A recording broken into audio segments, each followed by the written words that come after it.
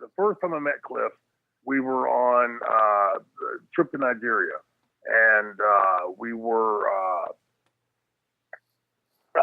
wrestling at one of the sponsors, a guy by the name of Prophet, the Prophet they called him. I forget his name off the top of my head, but they everybody called him the Prophet. And he was an evangelist and had the biggest church in Nigeria, huge, sprawling compound, tens of thousands of people. And then they had an ancillary building that held the overflow of another 5,000 or 10,000 people. What was, in hindsight, heartbreaking was there were so many people that were holding up signs outside. I have cancer. I have AIDS. I have this. I have that. And they wanted the prophet to do what they call the laying of the hands, to quote unquote heal them. And and these people were, I mean, just some of the poorest people you've ever seen.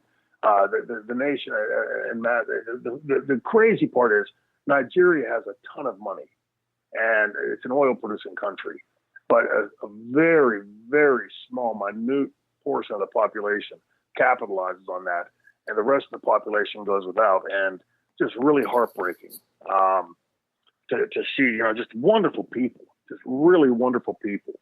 And we were at this, it was a Sunday, and we went to this the church service. And afterwards, the prophet came out, and there was I guess you'd call it an alley, but probably 15, 20 feet wide, and a long corridor between the two buildings. And this is, like, when I say sprawling compound, they had stores in there and a restaurant and all these side rooms, and it was a massive, massive place. And all these people were outside. They had the cameras rolling, of course, and they had several handlers. One was a young, very attractive woman, and most of the guys had left to go back. Bobby Lashley, me, Cliff Compton. Oh, who else? There were 4 or 5 of us that stayed behind. And Cliff had been hurt. He had a bad back, and he had hurt his wrist on one of the matches, or during his match there. And asked the one young lady, the attractive woman that was the handler, told him, and he said, could you get me in line? I'd like the prophet. He's a pretty devout guy. He said, I'd really love the prophet to give me a healing. So the prophet starts through and laying the hands on people, and they're all falling down and wiggling and stuff, and you could see really hoping that this had worked. And this young lady would take Cliff. If the prophet was moving to the left, she would take Cliff over in front, like in the direction that he was heading. And as soon as the prophet would see him standing there, he would turn and go the other way. So the lady would take him over that direction, and the prophet see him, he'd turn and go the other way. This went on for like about an hour.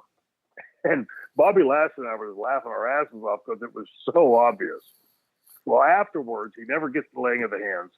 We get taken up to the prophet's apartment, and a beautiful, beautiful apartment.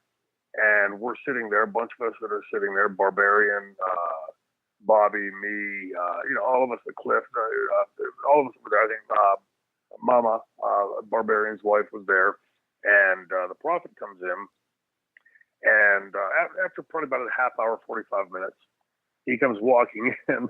And Cliff goes walking right up to him, and he kneels down, and he says, "Oh, Father, it was a wonderful service. Could you please give me a healing?" And the prophet, tapped him on the top of the head. "Oh, yeah, right, get out of here." And turned to walk the other way.